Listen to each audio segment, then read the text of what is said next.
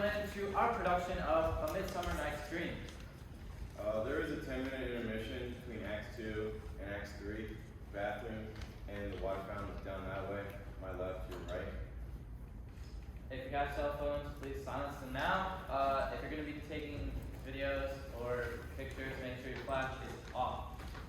And then we actually have to get out by like 5 o'clock. So for parents, could you help us like with the props, the cars, and then enjoy Midsummer Night's Dream.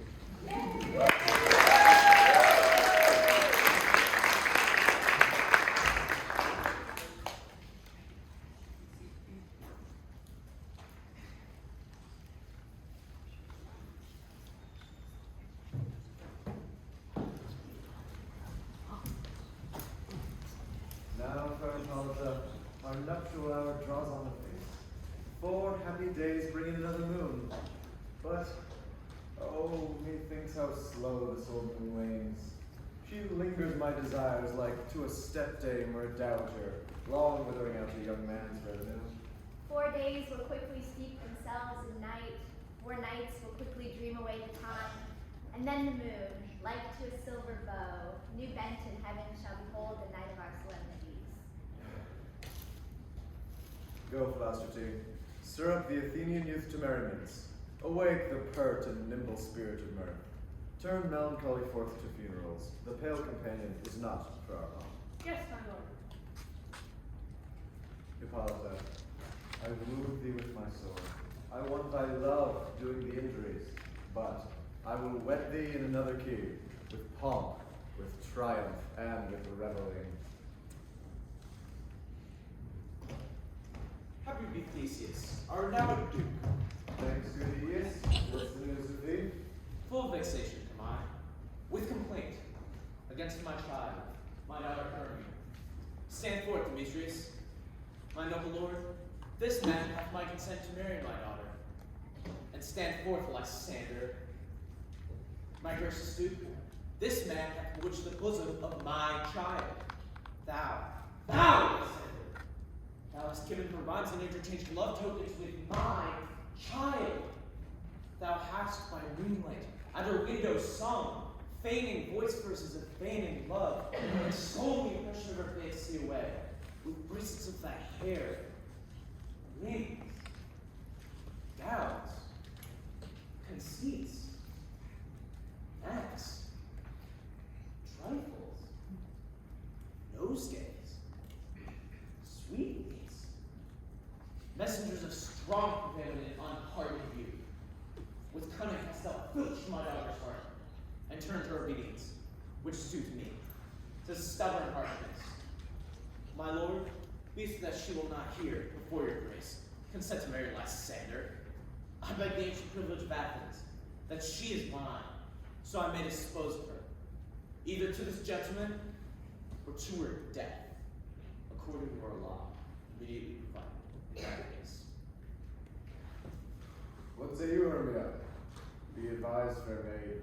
Your father to you should be as a god, by him imprinted, within his power to leave the figure or disfigure it.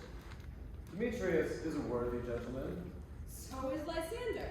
In himself he is, but in this kind, wanting your father's voice, the other must be held the worthier. I would my father looked with my eyes. Rather, your eyes must with his judgment look. I do entreat your grace to pardon me. I know not by what power I am made bold, nor how it may concern my modesty in such a presence here to plead my thoughts. But I beseech your grace that I may know the worst that may befall me in this case, if I refuse to wed Demetrius. Either to die the death or abjure forever the society of men. Therefore, fair Hermia, question your desires, know of your youth, examine well your blood. For if you yield not to your father's choice, you can endure the livery of a nun. For I, to be in shady cloister new, to live a barren sister all your life, chanting faint hymns at a cold, fruitless moon. Thrice blessed are they that master so their pilgrimage, to undergo such maiden blood. But earthlier happy is the rose distilled, than that which, withering on the virgin thorn, lives, grows, and dies in single blessedness. So will I grow, so live, so die, my lord, ere I will yield my virgin patent up unto his lordship, whose unwished yoke my soul consents not to give sovereignty. Take time to pause, and by the next moon, the sealing day betwixt my love and me, for everlasting bond of fellowship, either prepare to die for disobedience to your father's will, or else to wed Demetrius, as he would, or on Diana's altar to protest for austerity and single life.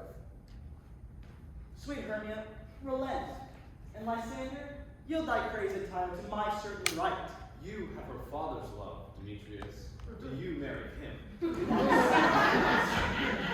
True, he hath my love, and what is mine I shall represent, and she is mine, and on my right of her I do state Demetrius. I am, my lord, as well derived as he, as well possessed.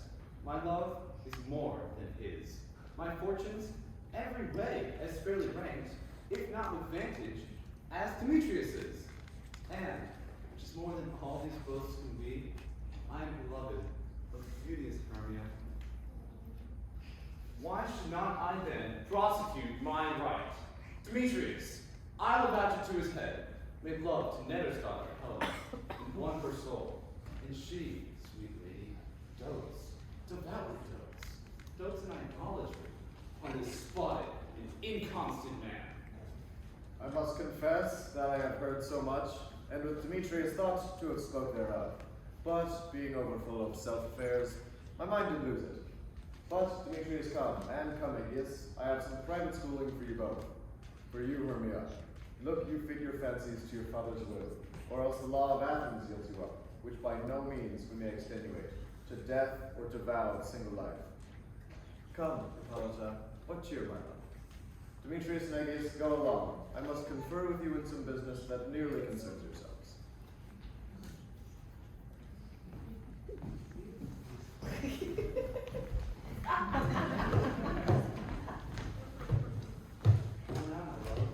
Why do you cheek so pale?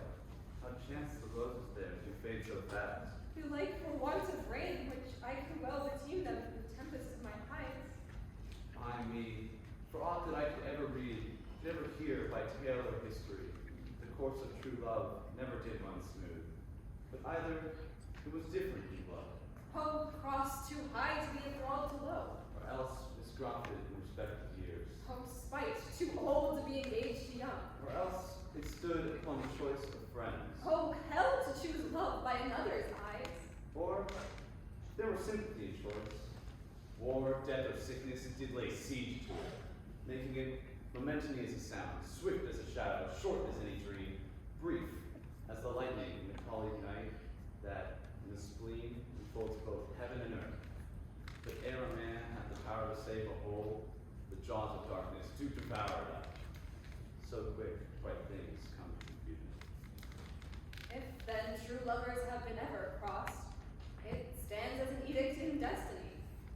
Then let us teach our child patience, because it is a customary cross, as due to love as thoughts and dreams and sighs, wishes and fears, or fancies followers. A good persuasion.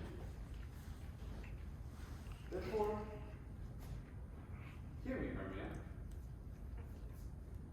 I have a widow aunt, a dowager, of great revenue, and she hath no child. From Athens is her house remote 7 leagues, and she respects me as her only son. There, my gentle Hermia, may I marry thee. And to that place the sharp Athenian law cannot pursue us. If thou lovest me, then steal forth from thy father's house tomorrow night, and in the wood a league without the town, where I did meet thee once with Helen, to do observance to a morning May. There I will stay for thee. My good Lysander, I swear to thee by Cupid's strongest bow, by his best arrow with the golden head, by the simplicity of Venus' doves, by that which knitteth souls and prospers loves, and by that fire which burned the Carthage queen, when the false Trojan under sail was seen, by all the vows that ever men have broke, in number more than ever women spoke. In that same place thou hast appointed me, tomorrow truly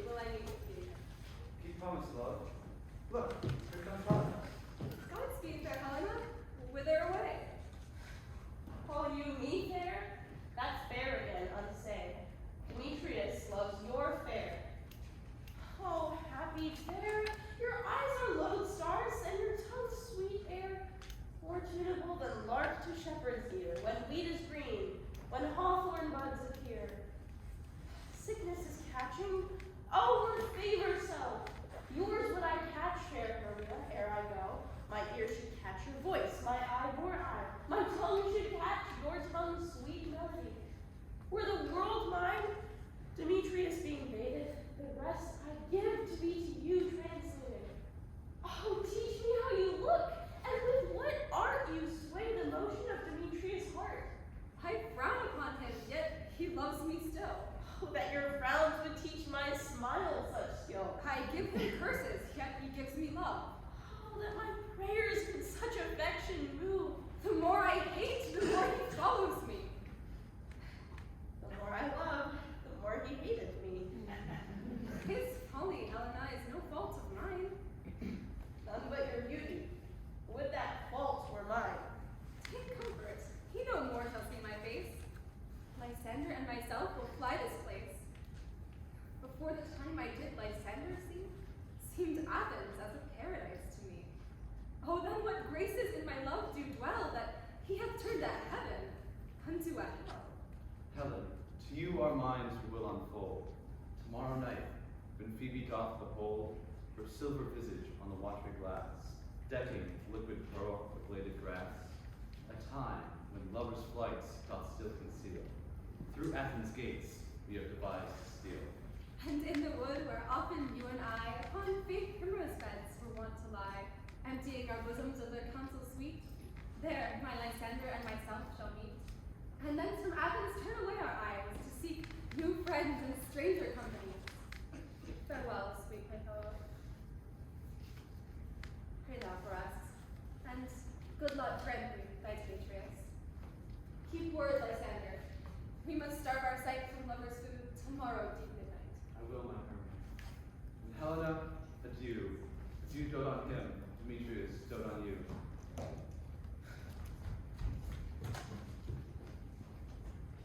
How happy some or other some can be. Through Athens I am thought as fair as she. But what of that? Demetrius thinks not so.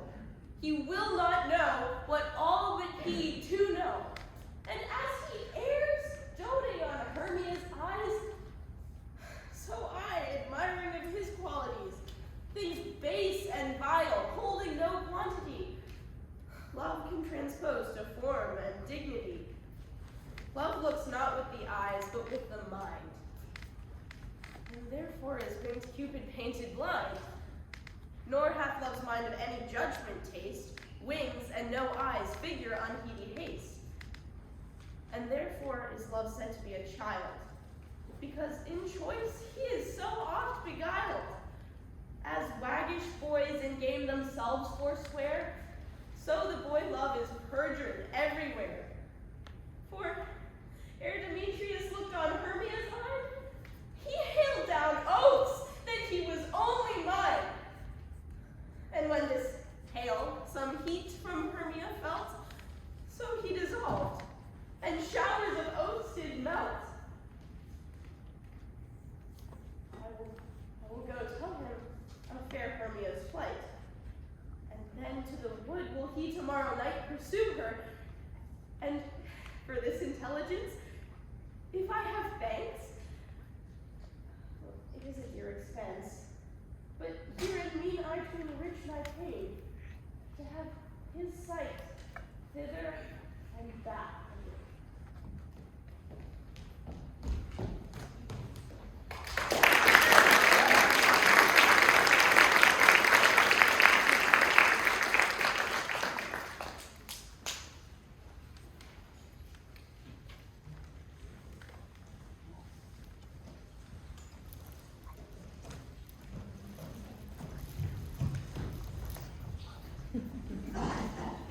Is all our company here?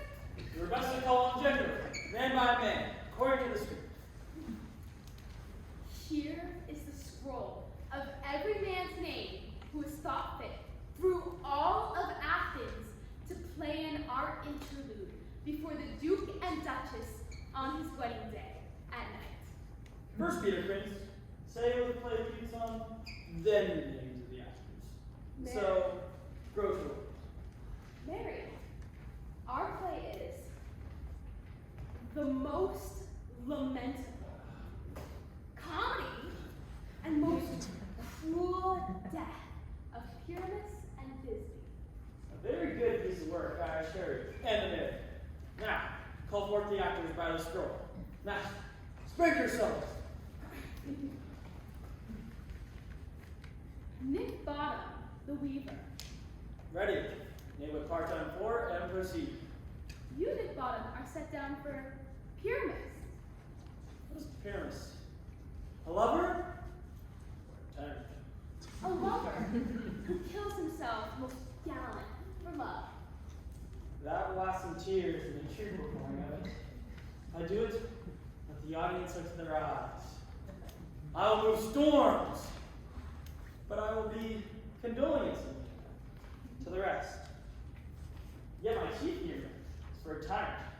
I could play Hercules rarely, or Carter Academy, to make all split. The raging rocks, the shivering shocks, shall break the locks of Zeus's power, and shine from far, and make a mar of foolish fates. This was lofty. Now name the rest of it. This is Hercules' bane, tyrant's bane, lover's more kindled. Francis Flute, the bellows mender. Here, Peter Quince, you must take Thisbe on you. What is Thisbe? A wandering knight? It is a lady that Pyramus must love. Nay, faith. Let me not play a woman. I have a beard coming in. That's all one. You shall play to the mass, and speak as small as you will. And I might hide my face. Let me play Thisbe too. I will speak in a monstrous little voice. Thisbe! Thisbe! Oh, Pyramus, the lady and lover here! No, you must play Pyramus, and Flute, you Thisbe. I'll proceed. Robin Starveling, the tailor. Here, Peter Quince. You, Thisbe's mother. Tom Snout, the tinker. You, Pyramus' father. Myself, Thisbe's father. Snug the joiner. You, the lion's part. And I hope here is a play fitted. Have you the last part written yet? Pray you. If it be, let me have it, for I am slow of study. You may do it extempore, for it is nothing but roaring. Let me put a line too! I will roar and I will do any man's heartbeat. I will roar that will make the Duke say, let him roar again! Let him roar again! And you should roar too terribly that you fright the Duchess and ladies, that they would shriek, and that were enough to hang us all. I grant you, friends, if you should fright the ladies out of their wits, they would have no more discretion but to hang us. But I will aggravate my voice so that I will roar you as any sucking dove. I'll roar you and twirl a nightingale. No, you can play no part but Pyramus. For Pyramus is a sweet-faced man, a proper man, as you would see in a summer's day, a most lovely, gentleman-like man. Therefore, you must needs play Pyramus. Well, I'll undertake it. What beard are best to plan? Why, what you will. I will discharge in either your straw-colored beard, your orange tawny beard, your purple and green beard, or your French crown, your perfect yellow. Some of your French crowns have no hair at all, and then you play barefaced. But masters, here are your cards.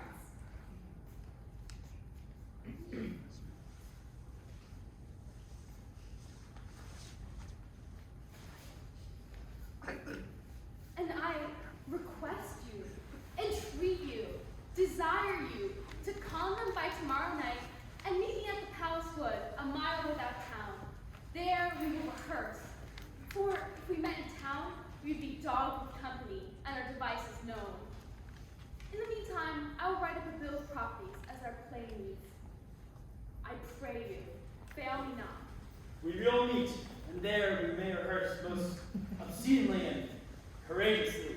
Be pained, be permit. Adieu! At the Duke's Oak we meet. Enough. Hold the cut those strings.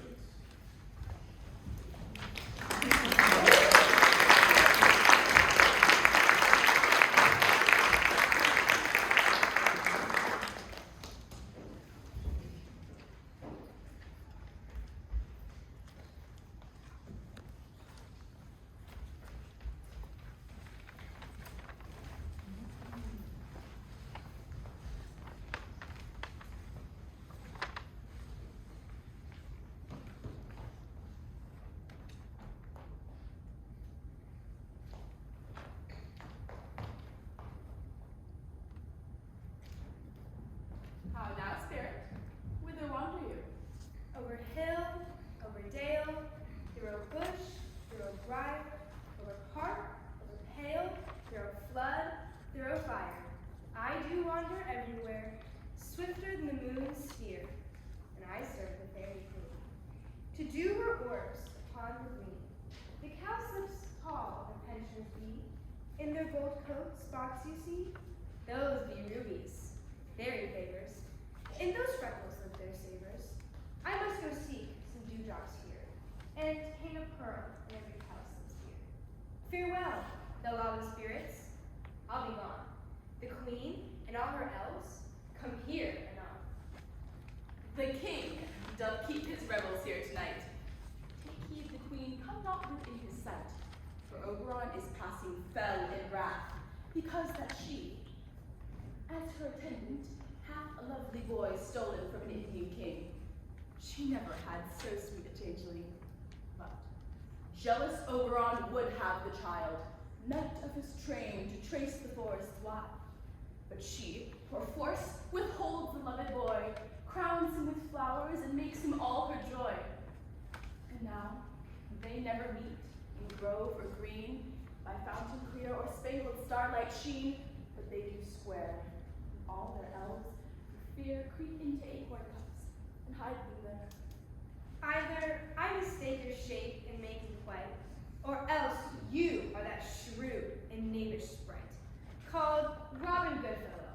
Are not you she, that frights the maidens of the villagery, skim milk, and sometimes labor in the kern, and bootless make the breathless huswife turn, and sometime make the drink to bear no harm, mislead night wanderers, laughing at their harm?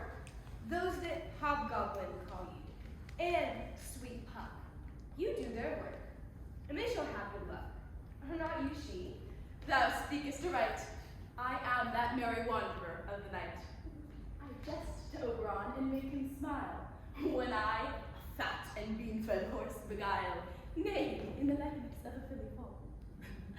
And sometimes lurk I in a gossip's bowl, in the very likeness of a roasted crab. And when she drinks, against her lips I bob, and on her withered dewlap pour the ale.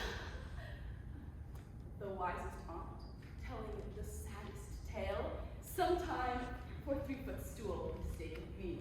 Then slip I from her bum, and down topples she, and Taylor cries and falls into a cough. And then the whole choir hold their hips and laugh, and waxen in their mirth and knees and swear.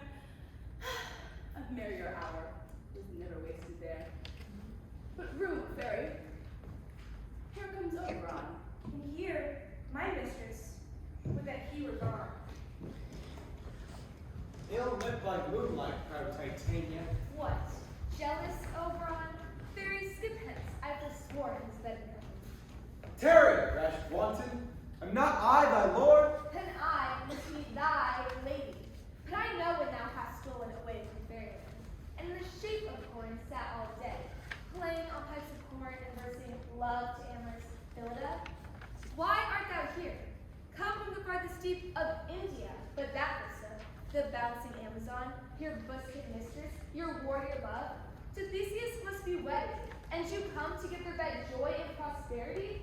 How canst thou thus for shame, Titania, glance at my credit with Hippolyta, knowing I know thy love to Theseus? Didst thou not lead him through the glimmering night, away from Periguna whom he ravished?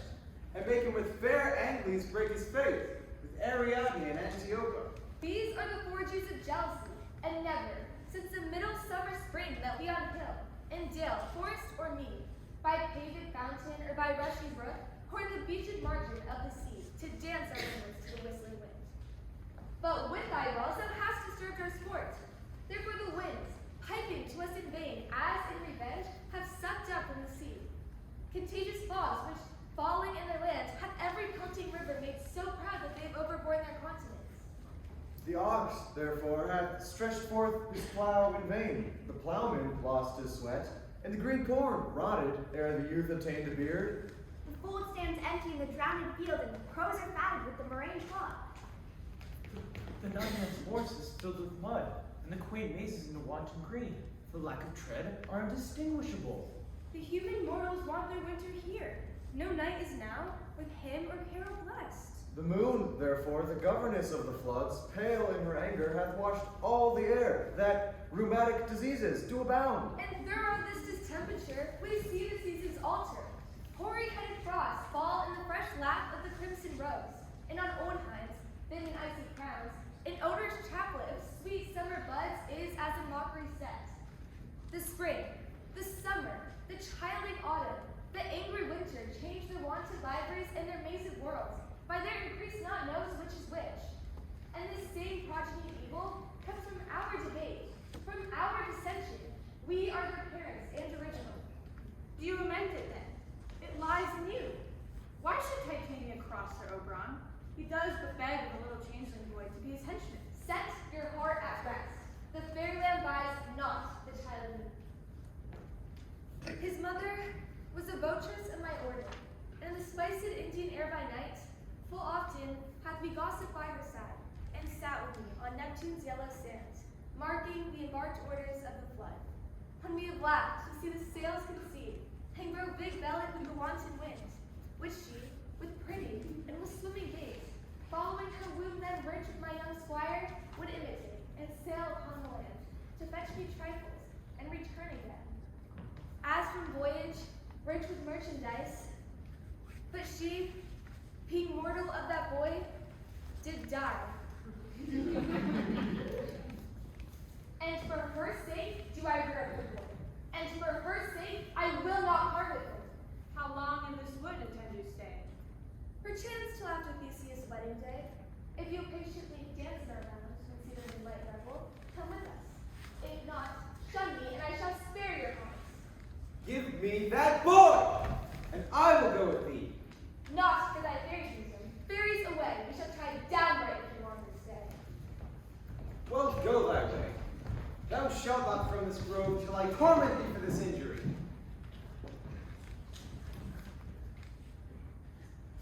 My gentle partner, come hither. That remembers, since once I sat upon a promontory, and heard a mermaid on a dolphin's back, uttering such dulcet and harmonious song, that the rude sea grew civil at her song, and certain stars shot madly from their spheres to hear the sea maid's music. I remember. At that very time I saw what thou didst not, flying between the cold moon and the earth, Cupid, all armed, a certain aim he took at a fair vestal thrown by the west, and loosed his love shaft smartly from his bow, as it should pierce 100,000 hearts. But I might see young Cupid's fiery shaft, quenched in the chaste beams of the watery moon, and an imperial votress passed on in maiden meditation, fancy free. Yet marked I where the bolt of Cupid fell. It fell upon a little western flower, before milk white, now purple with love's bloom, and the maidens call it love and idleness. Fetch me that flower, the herb I showed thee once. The juice of it, on the sleeping eyelids lay, will make a man or woman madly dote upon the next live creature that it sees. Fetch me this herb, and be thou here again, ere the Leviathan can swim a league. I'll put a girdle round the earth in 40 minutes. Having once this juice, I'll watch Titania when she is asleep, and drop the liquor of it into her eyes. The next thing she then waking looks upon, be it a lion or bear, wolf or bull, unmeddling monkey or busy ape, She shall pursue it with a soul of love. And ere I take this charm from off her sight, as I can do it with another herb, I'll make her render up her page to me. But who comes here? We are invisible, and we shall overhear their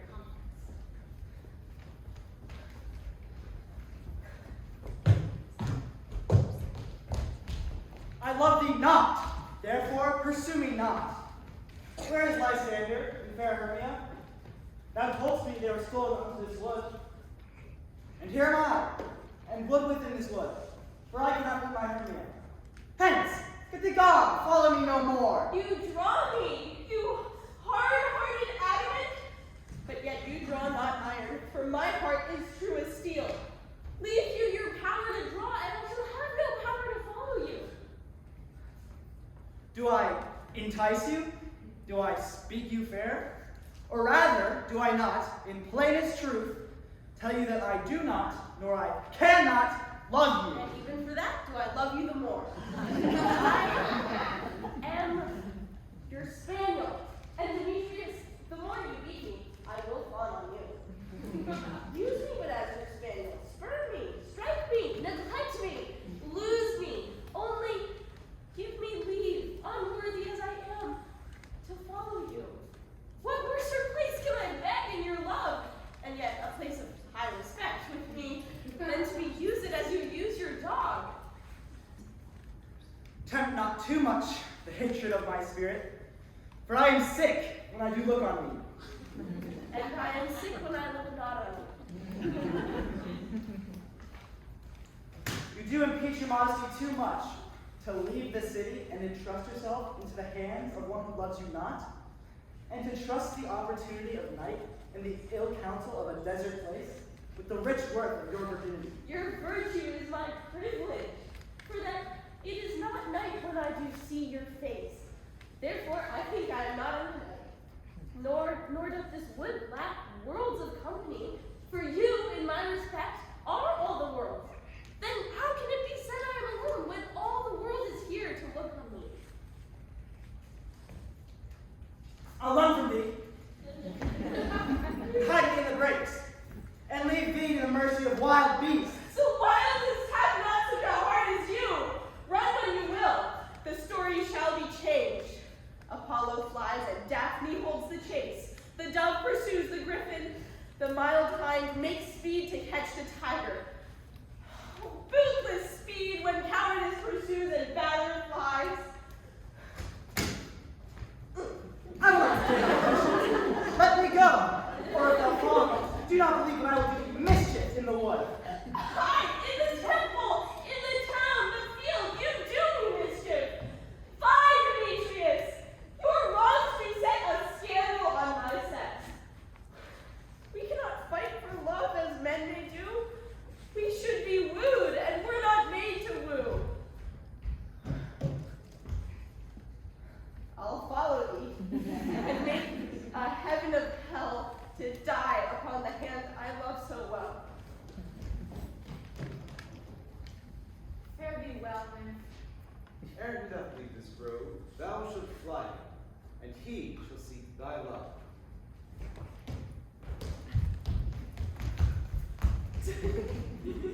Hast thou the flower there? Welcome, wanderer. Aye, there it is. I pray thee, give it me. I know a bank where the wild thyme blows, where ox lives and nodded violet grows, quite over canopied with luscious woodbine, with sweet musk roses, and with eglantine. There Titania sleeps sometime of the night, lulled in these flowers with dances in delight. There the snake throws her enameled skin, weed wide enough to wrap a fairy. With the juice of this, I'll streak her eyes, and make her full of hateful fantasies. Take thou some of it, and see through this grove. A sweet Athenian lady is in love with a disdainful youth. Anoint his eyes, but do it when the next thing he espies may be the lady. Thou shalt know the man by the Athenian garments that I find. Infect it with some care, so that he may prove more love on her than she upon her love.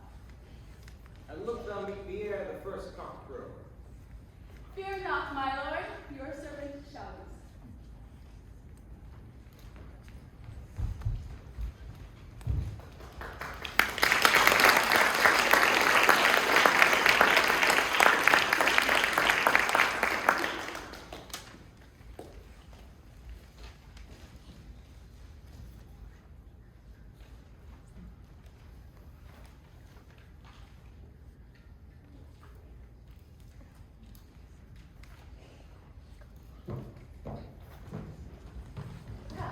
Now Ronto and a fairy song. Then for the third part of the minute, hence, some is for the capers who must roast butts, some more with mice for their leather wings, and some keep back the clamorous owl that nightly hoots and wanders at our queen's ears. Sink me down to sleep, and then to your offices, and let me rest. Spotted snakes with double tongue, thorny hairs must be not seen. Noose and blind worms do no wrong, come not near our fairy queen. Fill now with melody, singing our sweet lullaby. Lula, lula, lullaby, lula, lula, lullaby. Never harm nor spell nor charm from our lovely lady night. So good night with lullaby. Weaving spiders come not here, hence you long-necked beggars hence. Each those black approach not here, word nor snare do know our friends. Fill now with melody, singing our sweet lullaby. Lula, lula, lullaby, lula, lula, lullaby. Never harm nor spell nor charm, come our lovely lady night. So good night with lullaby. Hence away now all is well, one aloof and sentinel.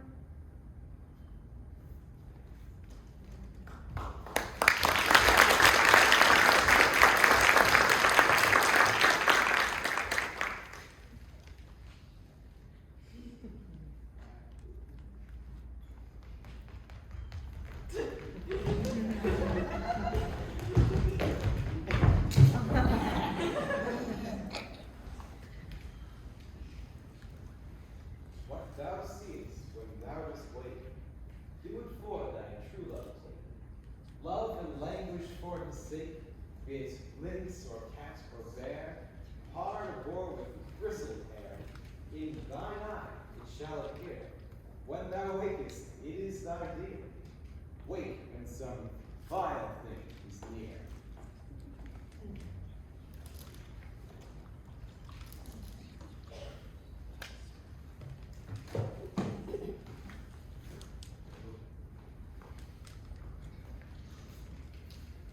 Dear love, you faint with wandering in the wood, and to speak troth, I have forgotten our way.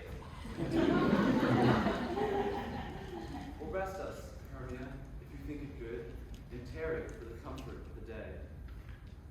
Be it so, Lysander, find you out of bed, for I upon this bank will rest my head. One turf shall serve as a pillow for us both. One heart, one bed, two bosoms, one troth. Nay, good Lysander. For my sake, my dear, lie further up yet. Do not lie so near. Oh, take the sense, sweet, of my innocence. Love takes its meaning in love's conference. I mean that my heart to yours is knit, so that one heart we can make of it. Two bosoms interchanged with an oath, so then two bosoms and a single troth. So then, by your side, no bedroom you deny. Relying so, Hermia, I do not lie. Lysander riddles very prettily. Now, much to shrew my manners and my pride, as Hermia meant to say, Lysander lied. But, gentle friends, for love and courtesy lie further off in human modesty. Such separation, as may well be said, becomes a virtuous bachelor and a maid. So far be distant, and good night, sweet friend. Let love never alter till its sweet life ends. Amen, amen.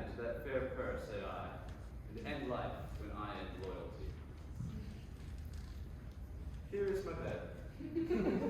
Sleep give thee all his rest. With half that wish, the wisher's eyes repress.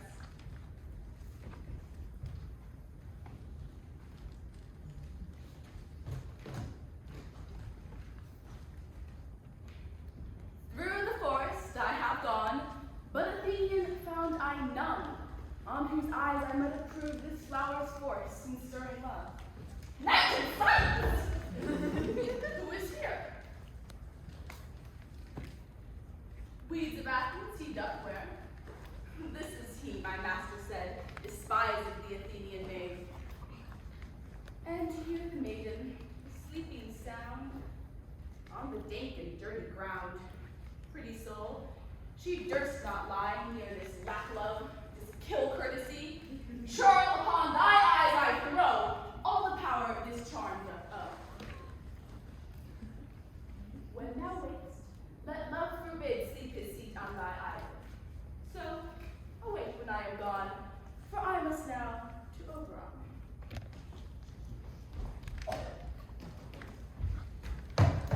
Stay! Though thou kill me, sweet Demetrius!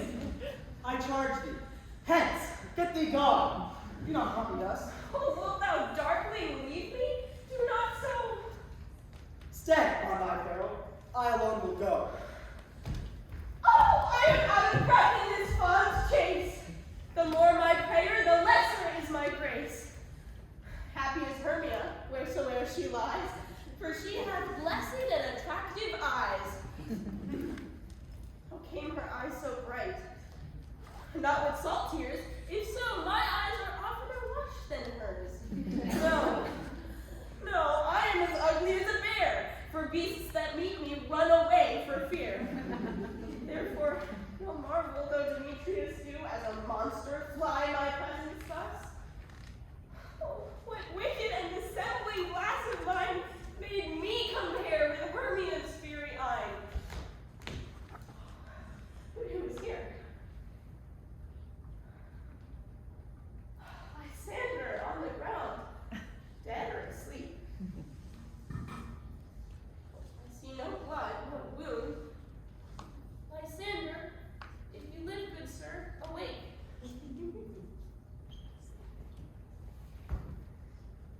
And run through fire I would for thy sweet sake. O fair Helen, nature shows art that through thy bosom makes me see thy heart.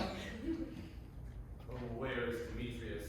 Oh, how fit a word is that vile name to perish on my sword. Do not say so. Lysander, say not so. What though he love your Hermia, Lord? What though yet Hermia still loves you? Then be content.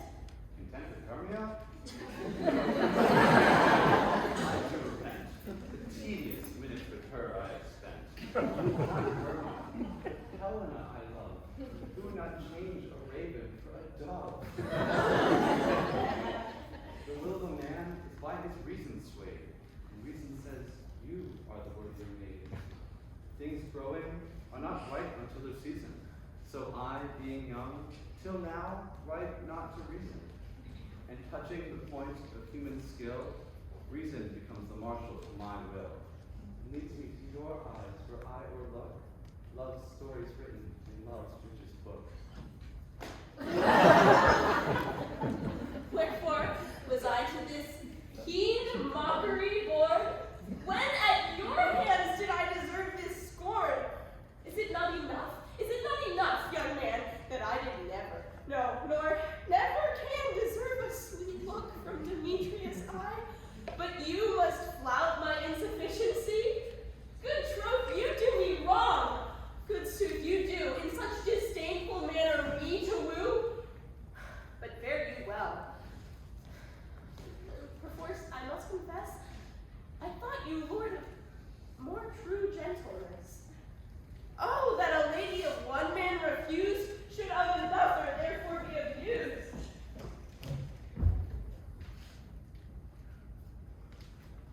She sees not Hermia. Hermia, sleep thou there, and never mayest thou come Lysander near.